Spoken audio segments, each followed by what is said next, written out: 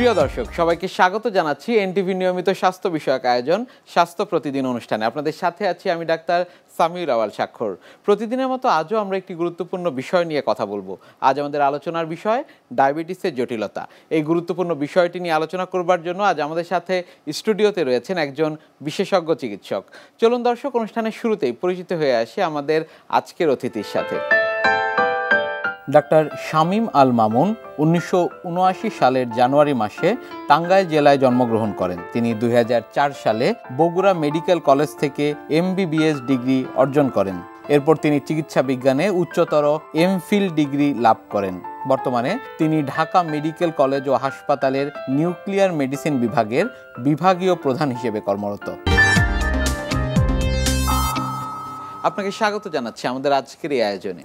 আপনাকে ধন্যবাদ, সেই সাথে এনটিভির অগণিত দর্শককে আমার শুভেচ্ছা। স্যার, ডায়াবেটিসের জটিলতা আমরা অনেক সময় দেখি যে ডায়াবেটিক পেশেন্ট যারা রয়েছেন তারা এই জটিলতা নিয়ে চিকিৎসকের কাছে আসছেন। একেবারে শুরুর দিকে কোন কোন জটিলতার সম্মুখীন তারা হচ্ছেন? ডায়াবেটিস কি? ডায়াবেটিস হচ্ছে রক্তে শর্করার মাত্রা স্বাভাবিকের চেয়ে বেশি থাকলে যে রোগটা হয় তার নাম হচ্ছে ডায়াবেটিস। এটাই সব মানুষ জানে, ডায়াবেটিস রক্তে শর্করার মাত্রা কত থাকলে তাকে ডায়াবেটিস বলি। তাহলে মানুষদের একটা ধারণা থাকতে হবে ডায়াবেটিস কত, সুগারের মাত্রাটা কত হলে ডায়াবেটিস হবে। আমরা সহজভাবে যদি বলি যে আপনি যদি না খেয়ে সুগারের মাত্রা 7-এর বেশি থাকে আপনার ডায়াবেটিস আছে। যদি খাওয়ার 2 ঘন্টা পর রক্তে সুগারের মাত্রা 11-এর বেশি থাকে আপনার ডায়াবেটিস হয়েছে। আরেকটা ব্যাপার থাকে যে ডায়াবেটিসের একটা 3 মাসের গড় আছে, সেটাকে বলি আমরা HbA1c। এটার মাত্রা যদি 6.5-এর বেশি হয় তাহলে আপনার ডায়াবেটিসের আছে। এই যে ডায়াবেটিস একটা রোগ, বিশাল একটা রোগ, কিন্তু আমাদের দেশে কি হয় যে ডায়াবেটিস নিয়ে ভুগতেছে কিন্তু রোগী কখনোই টের পায় না। কখন টের পায়? আপনি যেটা শুরুতেই বলছিলেন, যখন তার জটিলতা দেখা দেয়। 2 ধরনের জটিলতা ডায়াবেটিসের ক্ষেত্রে দেখা দিতে পারে। একটা বলি যে ইমার্জেন্সি জটিলতা যেগুলো, সেটা হতে পারে। আরেকটা হচ্ছে ক্রনিক, যেটা বলি যে না সাথে সাথে না অনেক দিন ধরে এই জটিলতাগুলো তৈরি হয়। ইমার্জেন্সি জটিলতাও নিয়েও আপনি ডায়াবেটিস রোগটা ধরতে পারেন। যেমন ডায়াবেটিস কিটোসিডোসিস বলি, একটা রুগী দেখা গেছে অজ্ঞান হয়ে চলে আসছে, শ্বাসকষ্ট নিয়ে চলে আসছে, সিবে তার পালস বিপি কোনো কিছুই পাওয়া যাচ্ছে না, পরে দেখা গেল সে দীর্ঘদিন যাবৎ ডায়াবেটিসে আক্রান্ত এবং ডায়াবেটিক কিটোসিডোসিস তার ডেভেলপ করছে। এটা একটা জটিলতা। আরেকটা হচ্ছে ক্রনিক যেগুলো জটিলতা, সেগুলোকে আমরা মোটা দাগে 2 ভাগে ভাগ করি। একটা বলি মাইক্রোভাস্কুলার। ভাস্কুলার মানে হচ্ছে রক্তনালী, শরীরে যে ছোটো ছোটো রক্তনালীগুলো আছে চিকন চিকন, সেগুলোর কোনো জটিলতা হলে সেগুলোকে মাইক্রোভাস্কুলার বলি। আরেকটা হচ্ছে ম্যাক্রোভাস্কুলার, আমাদের রক্তনালী বড় বড় রক্তনালী, সেগুলোতে জটিলতা হলে ম্যাক্রোভাস্কুলার। আর মাইক্রোভাস্কুলার ক্ষেত্রে অনেকগুলো জটিলতা হতে পারে।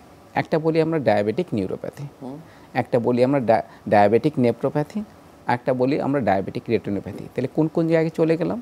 একটা চলে গেলাম নার্ভের মধ্যে, একটা চলে গেলাম কিডনিতে, একটা চলে গেলাম চোখে। এগুলো হচ্ছে মাইক্রোভাস্কুলার জটিলতা। ম্যাক্রোভাস্কুলার কি হতে পারে? আপনার হার্টের রক্তনালী ব্লক হয়ে যেতে পারে। এটা একটা বড় রোগ। আপনার ব্রেনের রক্তনালী ব্লক, আপনি স্ট্রোক করতে পারেন। আপনার পায়ের রক্তনালী ব্লক হয়ে যেতে পারে। সেক্ষেত্রে কি হয়? পায়ে যদি রক্ত চলাচল না হয় পা পচে যায়। সেক্ষেত্রে কিন্তু আরেকটা বড় জটিলতা ডায়াবেটিস রোগীদের ক্ষেত্রে তৈরি হয়।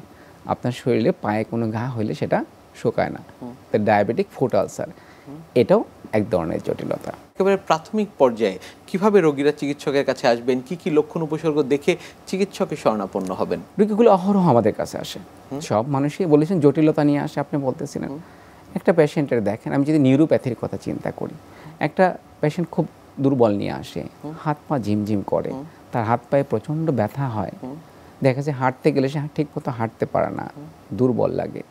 এই যে ব্যাপারগুলা, যে আপনি উইকনেস নিয়ে আসলেন, ঝিমঝিম করে, শিনশিন করে, হাত পা জ্বলে যায়, হাত পা পুড়ে যায়, এই ব্যাপারগুলো নিয়ে অহরহ বিভিন্ন রোগী কিন্তু আমাদের কাছে আসে। সে জানে না এটা ডায়াবেটিসের জন্য হচ্ছে। সে দেখা গেছে হয়তো নিউরোলজিস্ট দেখাইলো বা সে দেখাইলো, পরীক্ষা করে দেখা গেলো তার সে ডায়াবেটিসে আক্রান্ত এবং ডায়াবেটিস জন্য জড়িত নিউরোপ্যাথি ডেভেলপ করছে। একটা পেশেন্টকে দেখা গেছে যে তার প্রস্রাবের সাথে সাদা সাদা কি যেন যাচ্ছে, খেয়াল করে না যে সাদা সাদা যাচ্ছে, বারবার প্রস্রাব হচ্ছে, ঘন ঘন প্রস্রাব হচ্ছে, বারবার প্রস্রাবে ইনফেকশন হচ্ছে। পরীক্ষা করে দেখা গেল যে তার প্রস্রাবের সাথে সবসময় প্রোটিন চলে যাচ্ছে, আমরা যেটা বলি অ্যালবুমিন। তাহলে কীভাবে সে দেখা গেছে এবং তার ডায়াবেটিস আছে। দেখা গেল যে এই যে প্রস্রাবের সাথে প্রোটিন চলে যাওয়া, এটি হচ্ছে হলমার্ক অফ ডায়াবেটিক নেপ্রোপ্যাথি। এটি হচ্ছে প্রথম লক্ষণ যে ডায়াবেটিস। এবং দেখা গেছে অকারণে সে তার পায়ে, হাত পায়ে সব জায়গায় তার ফুলে যেতে পারে, এই নেপ্রোপ্যাথি নিয়ে সে প্রেজেন্ট করতে পারে। আরেকদিন চোখের সমস্যা হলে কার কাছে যাবেন আপনি? অবশ্যই চোখের ডাক্তারের কাছে। চোখের ডাক্তার পরীক্ষা করে দেখলো তার ভিতরে ডায়াবেটিক রেটিনোপ্যাথি, যেটা অর্থাৎ আমাদের যে রেটিনা, সেই রেটিনার মধ্যে অনেকগুলো পরিবর্তন তার চোখে পড়লো তার। অথচ রোগী জানে না তার ডায়াবেটিস আছে, সে বলল ডায়াবেটিস টেস্ট করে আসেন, তার ডায়াবেটিস অনেক বেশি। এই যে আমি বলছিলাম মাইক্রোভ্যাসকুলার ডিজিজগুলোর ক্ষেত্রে আমাদের রুগীরা কিন্তু জানে না। আপনি প্রথমে গেলেন একজন নিউরোলজিস্টের কাছে ঝিমঝিম করার জন্য, কখন যান? অনেক দিন নিজে নিজে ওষুধ খান, আমি বলছিলাম যে ক্যালসিয়াম খান, ভিটামিন খান, যখন দেখেন ভালো হয় না তখন যান। আবার গেলেন আপনি, দেখা গেছে প্রস্রাবের সমস্যা নিয়ে নেফ্রোলজিস্ট, একবারে সাধারণ ডাক্তারের কাছে, আপনি নিয়ে আসলেন ডায়াবেটিস। আবার আপনি চোখের সমস্যা নিয়ে গেলেন, নিয়ে আসলেন ডায়াবেটিস। এই জন্য আমরা বলি যে ডায়াবেটিসের রুগীরা কখনো ডায়াবেটিস নিয়ে আমাদের কাছে কখনোই আসে না, অন্য সমস্যাগুলো মেলে নিয়ে আসে। ডায়াবেটিস কন্ট্রোলে কতদিন না থাকলে এই জটিলতা হতে পারে, অনেক রোগীরাই জানতে চান। অনেক রোগীরাই জানতে চায়, এটা বলি লং টার্ম। আমরা তো জানি না, আসলে মেইন জিনিসটা জানি না। তবে দেখা গেছে 5 ইয়ার্স অর মোর, আচ্ছা, যে একজন পেশেন্টের 5 ইয়ার্স। আবার দেখা গেছে আর্লি হতে পারে, হতে পারে না অ্যাবসলিউট বলে আসলে এখানে কোনো কিছু নাই। কিন্তু দীর্ঘদিন জটিলতা, এবং সবচেয়ে বড় ব্যাপার, এই জটিলতাগুলো কখন তৈরি হয়? আপনার ডায়াবেটিস আছে 20 বছর 25 বছর, আপনার হয় নাই, আনকন্ট্রোল ডায়াবেটিস। নিশ্চয়ই। অর্থাৎ যে রুগীর ডায়াবেটিস কন্ট্রোলে নাই। তাহলে দুই ধরনের রুগী আমরা পাই, রোগীরা জানেই না তার ডায়াবেটিস আছে। আরেক ধরনের পাই, সেটা হচ্ছে যাদের জানে তার ডায়াবেটিস আছে কিন্তু ডায়াবেটিস ঠিকমতো নিয়ন্ত্রণ করে না, তাদের নিয়ন্ত্রণ ক্ষেত্রে ঘাটতি আছে। সে মনে করে যে সে চলতে পারতেছে, ঘুরতে পারতেছে, ফিরতে পারতেছে, সব কাজ করতে পারতেছে, তার তো সমস্যা হচ্ছে না। সুগার বেশি থাকতেছে, তাতে কি হয়েছে? আমরা অনেক রোগী প্রশ্ন করে সুগার বেশি, আমার তো কোনো স্যার সমস্যা নাই, তো বেশি থাকলে কি হবে? কিন্তু সে ধীরে ধীরে কি হচ্ছে, এই জটিলতার দিকে সে যাচ্ছে। যখন যায়, দেখেন এই জটিলতাগুলো দিকে যখন যায়, তখন রিভার্স করার যে পদ্ধতি সেটা খুবই কঠিন, এবং ম্যাক্সিমাম ক্ষেত্রে আমরা এটাকে আগের অবস্থায় কখনোই ব্যাক করতে পারি না। তাহলে আপনি ডায়াবেটিস না কন্ট্রোল করে, নিয়ন্ত্রণ না করে আপনি জটিলতার দিকে গেলেন, তখন আপনি আমার কাছে চিকিৎসা যাচ্ছেন, ডাক্তার সাহেব আমাকে ভালো করে দেন, তখন তো সেটা অনেক ক্ষেত্রেই সম্ভব হয় না। অল্প বয়সীদের ক্ষেত্রে ডায়াবেটিসের জটিলতা কেমন হতে পারে? অল্প বয়সীদের ক্ষেত্রে দেখা গেছে ডায়াবেটিসে মেনলি যেটা হয়, যে টাইপ 1 ডায়াবেটিস, এটাই ইয়াংদের বেশি হয়। সেক্ষেত্রে এগুলো জটিলতা হয়, এই মাইক্রোভ্যাসকুলার বা ম্যাক্রোভ্যাসকুলার কমপ্লিকেশন যেগুলো বলছিলাম, কিন্তু তাদের ক্ষেত্রে অ্যাকুইট কমপ্লিকেশনগুলো অনেক বেশি হয় টাইপ 1 ডায়াবেটিসের ক্ষেত্রে। আমি যেটা বলছিলাম, ডায়াবেটিস কিটোসিস হতে পারে, আবার এদের ডায়াবেটিস অনেক সময় দেখে সুগার নীল হয়ে যেতে পারে, হাইপোগ্লাইসেমিয়া হতে পারে। অল্প বয়সের ক্ষেত্রে এইগুলোই বেশি হয়, কিন্তু কন্ট্রোল থাকলে যে পরবর্তীতে এই যে মাইক্রোভ্যাসকুলার বা ম্যাক্রোভ্যাসকুলার যে জটিলতাগুলো আছে আমরা বলছিলাম, এগুলো টাইপ 1 ডায়াবেটিসের ক্ষেত্রে একটু কম দেখা যায়, যেটা টাইপ 2 ডায়াবেটিসের ক্ষেত্রে অনেক বেশি দেখা যায়। নিশ্চয়ই। পরীক্ষা নিরীক্ষার যে বিষয়গুলো রয়েছে, ডায়াবেটিসের জটিলতা নিয়ে চিকিৎসকের সম্মুখীন হয়েছেন, পরবর্তীতে আপনারা কিভাবে নিশ্চিত করেন যে কোন সমস্যাটি হয়েছে? আসলে ডায়াবেটিসের রোগীগুলো ডায়াবেটিস ছাড়া অন্য কোনো পরীক্ষা করতে চায় না। এটা একটা বড় ব্যাপার আমাদের দেশের জন্য না, সব দেশের জন্য। শুধু ডায়াবেটিস একটা পরীক্ষা করে নিয়ে সকালবেলায় দেখা গেছে না খেয়ে বা খাওয়ার 2 ঘন্টা একবার করে আসলে ডায়াবেটিস আমার কন্ট্রোলে আছে। কিন্তু অথচ একটা স্ট্রিক্ট নিয়ম, যেটা যে যাদের ডায়াবেটিস আছে, আমি যে জটিলতা বলছিলাম, তার একটা কিডনি পরীক্ষা করতে হবে, তার একটা নর্মাল ইউরিন পরীক্ষা করলেই বুঝি তার ডায়াবেটিক নেফ্রোপ্যাথি আছে কিনা। একটা প্রস্রাব পরীক্ষা করে যদি তার প্রস্রাবে প্রোটিনের মাত্রা, অ্যালবুমিনের মাত্রা অনেক বেশি পাওয়া যায়, নেফ্রোপ্যাথি ডেভেলপ করছে। এই যে ডায়াবেটিসের মাত্রাতে একটা দেখা গেছে যে তার ঝিমঝিম করতেছে, সে করতেছে, অনেক খারাপ স্টেজে সে চলে গেছে, তাহলে তার কি হতে পারে? সেক্ষেত্রে দেখা গেছে তার আমরা ওই দেখা নিউরোলজিস্ট তার অনেকগুলো পরীক্ষা করাই, আমরা নার্ভ কন্ডাকশন টেস্ট করি, EMG করি, এগুলো করে দেখি যে এটা কতদূর ডেভেলপ করছে। আরেকটা বড় ব্যাপার থাকে জটিলতার ক্ষেত্রে, আমরা বলছিলাম যে ডায়াবেটিক নিউরোপ্যাথি ডেভেলপ করে, এটা 2 ধরনের হয়। একটা বলি পেরিফেরাল নিউরোপ্যাথি, যে ক্ষেত্রে এরকম হতে পারে, আরেকটা কিন্তু হয় অটোনমিক নিউরোপ্যাথি। আপনি প্রস্রাব ধরেই রাখতে পারেন না, আপনার ব্লাডার কাজ করে না, আমার বাথরুম ঠিক মতো হয় না। এই যে ব্যাপার হচ্ছে যে আমাদের যে অঙ্গগুলোকে আমরা নিয়ন্ত্রণ করতে পারি না, সেই অঙ্গগুলোতে যখন এই নিউরোপ্যাথি নার্ভগুলোর সমস্যা হয়ে যায়, তখন কিন্তু অনেক ধরনের সমস্যা হয়, সেটা অটোনমিক নিউরোপ্যাথি ডেভেলপ করে। সেক্ষেত্রেও তাদেরকে বিভিন্ন পরীক্ষা নিরীক্ষার মাধ্যমে আমরা কি করতে পারি। আরেকটা ব্যাপার যেটা বলছিলাম, চোখের ব্যাপার অবশ্যই আপনাকে একজন আই স্পেশালিস্ট দেখাতে হবে। আপনার চোখের মাত্রা কেমন, কোন পর্যায়ে আছে, সেক্ষেত্রে সেই অনুযায়ী তার ব্যবস্থা করতে হবে। তার চেয়েও বড় ব্যাপার আছে একটা, আপনাকে ডায়াবেটিস নিয়ন্ত্রণে রাখতে হবে। ডায়াবেটিস নিয়ন্ত্রণে না রাখলে পরবর্তী জীবনে চোখে ছানি পড়তে পারে কিনা? ছানির সাথে খুব বেশি জটিলতা হয় না, আমরা বলি যে ডায়াবেটিসের ক্ষেত্রে, কিন্তু এদের ঝুঁকিটা বেশি। যে কোনো চোখের রোগের ক্ষেত্রে ডায়াবেটিস আনকন্ট্রোল মানে শরীরের প্রত্যেকটা রোগী, আমি বলি একটা হারবার, এটা আপনার ডায়াবেটিস মানে আপনি একটা রোগের বীজ বপন করলেন। এখন কি করবে, প্রত্যেকটা রোগে এখানে আপনার খাবার আছে রোগগুলোর জন্য অনেক, সেই খাবারগুলো খেতে শরীরের প্রতিটা ধরনের রোগ আপনার এখানে শরীরে চলে আসবে। অর্থাৎ ডায়াবেটিস নিজে কি করবে না, কিন্তু কি করবে প্রত্যেকটা রোগকে সে আমন্ত্রণ জানাবে যে আমার শরীরে তুমি আসো। সেক্ষেত্রে এই জটিলতাগুলো হতে পারে। আরেকটা ব্যাপার যেটা শুরুতেই বলতেছিলাম যে এগুলো তো মাইক্রোভাস্কুলার কমপ্লিকেশন, এগুলো রোগীদেরকে সচেতন করা সবচেয়ে একটা বড় পার্ট থাকে, যেগুলো যদি সচেতন হয়, ডায়াবেটিসটি ঠিক মতো নিয়ন্ত্রণ করে এবং আমরা যে নিয়মগুলো দিই সেগুলো যদি পালন করে ঠিক মতো, অবশ্যই তারা ভালো থাকতে পারে। ডায়াবেটিসের জটিলতার ক্ষেত্রে আমরা অনেককেই দেখি যে পরবর্তী জীবনে হার্টের সমস্যা হচ্ছে, স্ট্রোক করছেন, সেই সমস্যাগুলো কতটুকু দেখতে পান আপনি? ওয়ার্ল্ড ওয়াইড ডায়াবেটিসের পরিমাণ তো অনেক বেশি, আমরা বলি অলমোস্ট 9% পপুলেশন ডায়াবেটিস আক্রান্ত। সেটা যদি ঠিকমতো স্ক্রিনিং হয় সেটা অলমোস্ট 15% চলে যাবে আর কি। তাহলে একটা বিশাল গ্রুপ, সেটা বাংলাদেশের ক্ষেত্রেও সত্য, ডায়াবেটিসে আক্রান্ত। আরেকটা গ্রুপ আনডায়াগনোজ থেকে যায়, সেটা প্রি ডায়াবেটিস, যারা ভবিষ্যতে ডায়াবেটিস হবে। এখন যেটা বলছিলাম যে এখন কিন্তু ইয়াং এজে হার্ট অ্যাটাক, ব্রেন স্ট্রোকের পরিমাণ অনেক বেড়ে গেছে। তিন এজে কি হয়, ডায়াবেটিস আমরা মাপি না, দেখা গেছে একটা ডায়াবেটিস আক্রান্ত, তার হার্ট অ্যাটাকের ঝুঁকিটা অনেক বেশি। আমরা ম্যাক্রোভাস্কুলার কমপ্লিকেশন বলছিলাম, তার হার্টে একটা ব্লক নিয়ে চলে বসতে পারে, একটা বড় ব্যাপার থাকে। আর্লি এজে সে একটা স্ট্রোক করতে পারে, তার আনডায়াগনোজ প্রেশার থাকতে পারে। অনেক ইয়ং এজে আর্লি এজে দেখা গেছে তার প্রেশারটা অনেক বেশি থাকে। এই যে ব্যাপারগুলো সব মিলে তার কি হয়, আমরা বলি যে কার্ডিওভাস্কুলার রিস্ক, যেটা বলি কার্ডিওভাস্কুলার রিস্ক ডায়াবেটিসের রোগীদের ক্ষেত্রে 10 গুণ বেশি। অর্থাৎ স্ট্রোক করার ঝুঁকি, আপনি যদি ডায়াবেটিস আক্রান্ত থাকেন আপনার 10 গুণ বেড়ে যাবে। তারপর হার্ট অ্যাটাক করার ঝুঁকি আপনার 10 গুণ বেড়ে যাবে। এর সাথে যদি আপনার যুক্ত হয় রক্তে চর্বির মাত্রা বা কোলেস্টেরলের মাত্রা বেশি থাকে, তাহলে তো আপনি রিস্কটাকে আরও বেশি বাড়ায় দিলেন। তাহলে যে ইয়াং এজে আপনি যে কথাটা বলতেছিলেন যে ইয়াং এজে আনডায়াগনোজ ডায়াবেটিস, তার হঠাৎ করে তার হার্ট অ্যাটাক হলো, দেখা গেলো তার ডায়াবেটিস আছে, তার ব্রেন স্ট্রোক করলো, দেখা গেলো তার ডায়াবেটিস আছে। অথচ যদি তার আর্লি ডায়াগনোসিস হতো, আর্লি যদি আমরা তার চিকিৎসা শুরু করতে পারতাম, এই ইভেন্টগুলোর থেকে সুরক্ষা করতে পারতো। আরেকটা বড় ব্যাপার ঘটে, সেটা হচ্ছে ইয়াং এজে না, ওল্ড এজে ঘটে। সেটা হচ্ছে যে আমরা ম্যাক্রোভাস্কুলার যে আপনার পায়ের রক্তনালী ব্লক হয়ে যেতে পারে। ব্লক হয়ে কী হবে, আপনার পায়ে রক্ত চলাচল বন্ধ হয়ে যাবে। তাহলে যদি আপনার পায়ে হঠাৎ করে একটা কি হচ্ছে, আপনার আঘাত পেলেন, একটু ঘা হলে, এই ঘাটা কিন্তু শুকাবে না। আরেকটা ব্যাপার থাকে, সেই ব্যাপারটা কি যে আপনি হঠাৎ করে পা কিছু দূর হাঁটার পরে আপনার আর পা চলে না। 10 মিনিট আপনি হাঁটতেছেন, তারপর আপনি হাঁটতে পারতেছেন না, কোনো কারণ নেই, আপনি পায়ের মধ্যে কিচ্ছু পাচ্ছেন না, কিন্তু দেখা যায় আবার বসে পড়তেছেন, আবার হাঁটতেছেন। এটাকে বলি আমরা পেরিফেরাল ভাস্কুলার ডিজিজ, যেটা আরেকটা নাম হচ্ছে বার্জার ডিজিজ। এর সাথে ডায়াবেটিসের সাথে যাদের স্মোকিংয়ের হিস্ট্রি থাকে, ধূমপান করার অভ্যাস থাকে, তাদের এই ঝুঁকিটা অনেক পরিমাণে বেড়ে যায়। আপনি 50 বছর হইলো, আপনার দেখা গেছে আপনার একটা পা কেটে ফেলতে হলো, তার চেয়ে তো একটা বড় দুঃখজনক ব্যাপার হতে পারে না। তো সেটা একটা কারণটা কি হতে পারে, আপনার অনিয়ন্ত্রিত ডায়াবেটিস। ডায়াবেটিক ফুড যাদের হয়ে গিয়েছে তাদের ক্ষেত্রে কি করণীয়? প্রথম জিনিস, ডায়াবেটিক ফুডটা সবসময় কি হয়, যেহেতু ডায়াবেটিস আনকন্ট্রোল থাকলে এই যে ফুডের সাথে কি হয়, ইনফেকশন হয়। এই ইনফেকশনটা কন্ট্রোল করা একটা বড় চ্যালেঞ্জ।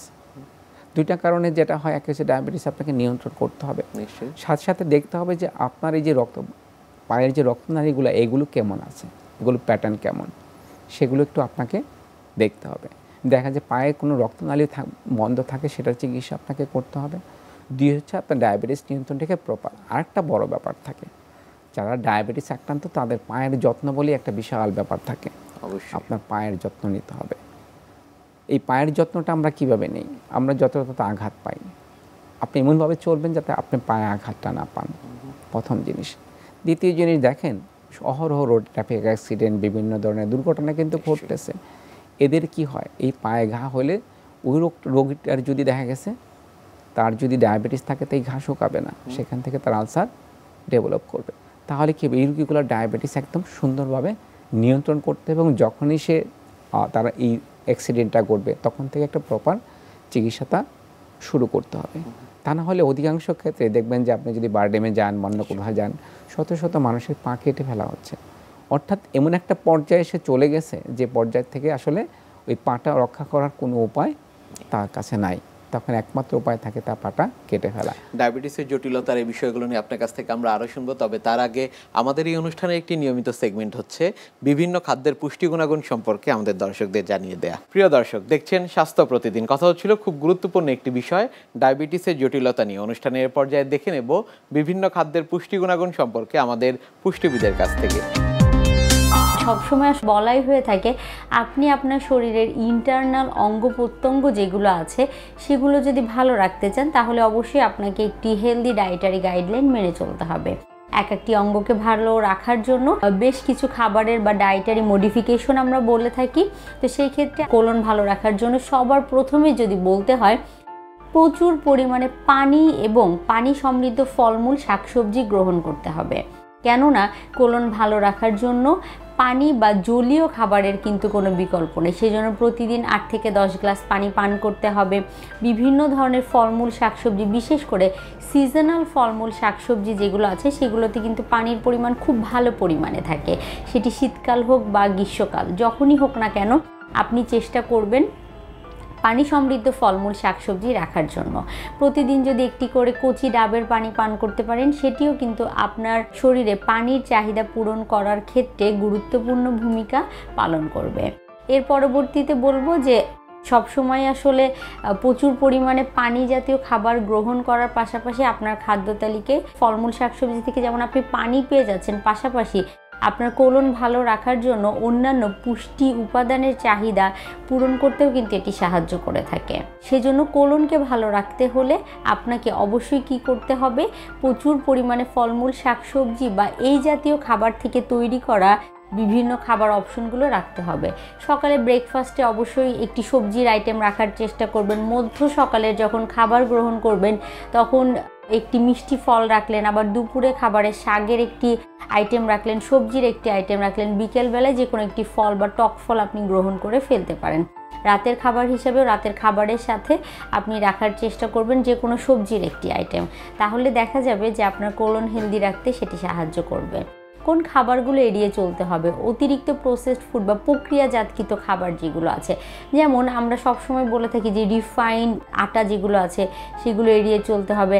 আবার অতিরিক্ত সাদা আটা থেকে তৈরি করা খাবার বা খাবার সামগ্রী যেগুলো আছে সেগুলো এড়িয়ে চলতে হবে। পাউরুটি, পাস্তা, সাদা আটা থেকে তৈরি করা খাবার সেগুলো এড়িয়ে চলার চেষ্টা করতে হবে, না হলে এটি কিন্তু আপনার কোলনকে হুমকির মুখে ফেলে দিবে।